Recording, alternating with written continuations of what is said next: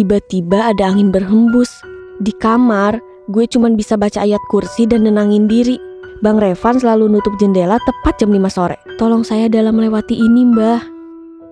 Peringatan, animasi ini dibuat dengan tujuan sharing pengalaman pribadi sang pengirim cerita. Dimohon untuk menghargai cerita tanpa menyudutkan beberapa pihak. Selamat menonton. Assalamualaikum semuanya.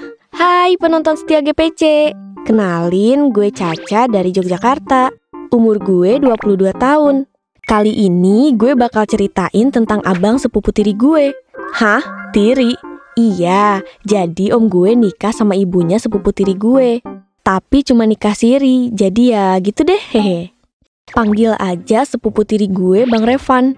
Dia besar dan menetap di Jakarta. Rumahnya di perumahan gitu, rumahnya gede, tingkat 2 dengan nuansa putih hitam. Tapi gue gak pernah excited kalau harus ke rumah dia. Waktu gue umur 15 tahun, gue pernah nginep di rumah Bang Revan. Gue disuruh tidur di lantai 2 yang emang gelap dan minim penerangan.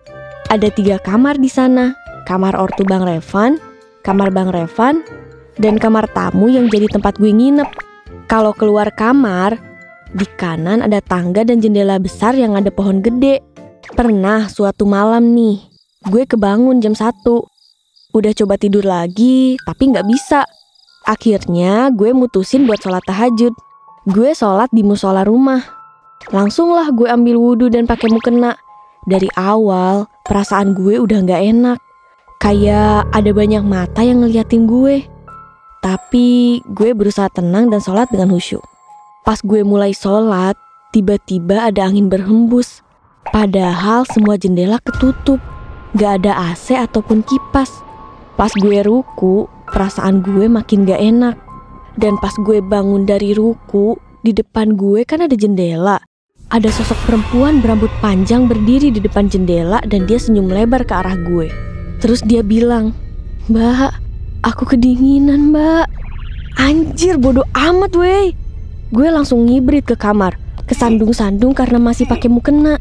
Di kamar, gue cuman bisa baca ayat kursi dan nenangin diri.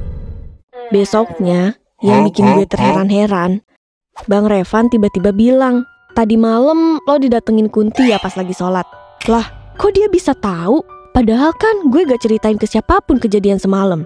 Ya gue langsung bilang, "Kok lo bisa tahu sih? Tahu dari mana?" Lah, dia malah senyum sambil nunjuk ke sampingnya sambil bilang, "Ini bocah-bocahnya pada ngasih tahu ke gue," kata dia sambil ketawa-tawa. Gue kagak lihat ada bocah-bocah di sini dah. Emang agak lain nih orang. Sampai ada di momen Bang Revan gantian nginep ke rumah gue di Yogyakarta. Dia tidur di kamar gue yang biasa gue pakai tidur. Jadi, kamar ini tuh langsung berhadapan sama jendela gitu. Dan selama di rumah gue, Bang Revan selalu nutup jendela tepat jam 5 sore. Gak ada tuh nutup jendela jam 5 lewat atau jam 5 kurang. Gue tanyalah karena penasaran banget, "Bang, lo kenapa sih nutup jendela di jam 5 pas terus?" Dia jawab cuma senyum doang.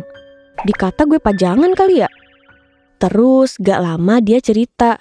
Ternyata pas awal dia ke rumah gue, dia langsung ke kamar. Dan dia ngeliat sosok kepala tanpa badan dan ngomong ke arah dia, "Tutup jendela di jam 5. Kalau tidak, kamu tidak akan pernah terlepas dari ikatanku." Setelah itu Bang Revan cuma bisa nurut sama apa yang si sosok itu bilang. Dan dia lakuin secara rutin setiap dia nginep di rumah gue. Pernah nih, gue sekeluarga lagi makan dan ada Bang Revan juga. Lagi nikmat-nikmatnya makan, dia kesurupan woy. Teriak-teriak gak jelas dan suaranya kayak bapak-bapak. Hal itu berlangsung selama 2 jam. Gue pun disuruh nyokap gue buat panggilin Ustadz. Pak Ustadz datang dan langsung bacain doa-doa. Tetap aja Bang Revan masih dengan suara bapak-bapaknya. Sampai akhirnya Pak Ustadz nyaranin kita ke Boyolali. Berangkatlah kita. Gue di situ ditugasin jagain dia selama di perjalanan. Untungnya dia udah agak tenang, tapi ada waktunya dia bakal ngereog lagi. Bokap gue di situ langsung hubungi orang yang dimaksud sama Pak Ustadz. Pas sampai, gue ngeliat ada kakek-kakek yang umurnya kisaran 70 tahun. FYI, beliau ini bukan dukun ya. Beliau nyuruh kita buat rame-rame gotong Bang Revan ke dalam kendi besar yang isinya air kembang 7 rupa dan udah didoain pastinya. Langsung aja tuh kita lempar dia ke air. Hehe, canda lempar. Proses ini berlangsung selama 3 jam. Baru setelah itu dia sadar, tapi dengan kondisi tubuh yang lemes dan gak ada tenaga. Ternyata gue baru tahu kalau kakek ini adalah salah satu orang yang disebut sama orang-orang sebagai kunci penyembuh segala penyakit. Nama beliau Mbah Sirom. Gak pakai P ya, jadinya Marjan ntar. Hehe. Oke. Mbah Sirom bilang, ayah kandung dari sepupu tiri kamu ini ngirim hal gaib. Ayahnya pengen nguasain tubuh anak ini. Alasannya karena ayahnya gak terima waktu itu ibunya ceraiin. Dalam hati gue, lah kocak bener ini ayahnya Bang Revan. Orang ayahnya diceraiin karena selingkuh dan tiba-tiba punya 4 anak. Terus Mbah Sirom nambahin lagi, anak ini kurang ibadahnya, kurang deket sama Tuhan.